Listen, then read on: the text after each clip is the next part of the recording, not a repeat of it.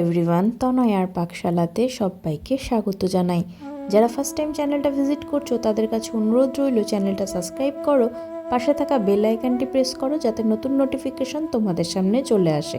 আজকে বাঙালির সব থেকে প্রিয়, বাঙালি তো এমনি সব কিছু খেতে ভীষণ পছন্দ করে, আর যদি সেটা স্পেশালি মাছ হয় তাহলে তো কোনো কথাই হবে না। তাই জন্যই বলতে পারো এই মাছ স্পেশাল একটা রেসিপি নিয়ে হাজির হলাম তোমাদের সামনে। ভীষণ সুন্দর, খুব সহজেই চটজলদি বানিয়ে নিতে পারবে হাতে মাখা পাবদা। তার জন্য দেখো এখানে নিয়েছি আমরা 5 থেকে 6 পিস মতন পাবদা মাছ, যেটাকে খুব ভালো করে ধুয়ে রাখা রইল। তার মধ্যে মা দিয়ে দিয়েছিল পরিমাণ মতন হলুদ গুঁড়ো, 1 বাটি মতন, ছোট বাটির যদি তোমরা চামচে মাপো তাহলে 2 থেকে আড়াই চামচ মতন দেওয়া হয়েছিল ফেটিয়ে নেওয়া টক দই, পরিমাণ মতন নুন, যেহেতু পাবদা মাছে একটু সামান্য নোনতা ভাবটা থাকে তাই নুনটা তোমরা অ্যাডজাস্ট করেই দিও।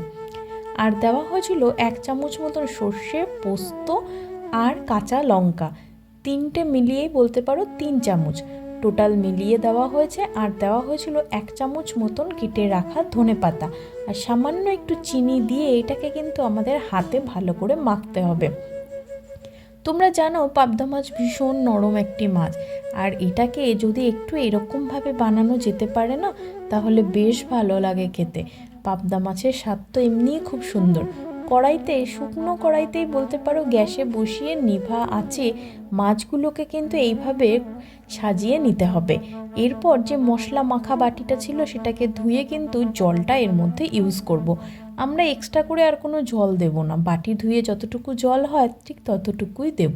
খুব বেশি ঝোল ঝোল এই রান্নাতে তো ভালো লাগবে না, তাই জন্য পরিমাণ মতন বলতে পারো একটু শুকনো শুকনো হালকা গা মাখা মাখা হলে বেশ ভালো লাগে খেতে। ওপর থেকে রঙের জন্য দেওয়া হলো কাশ্মীরি লঙ্কার গুঁড়ো, দিয়ে দেখো খুব ভালো করে নাড়িয়ে নিতে হবে।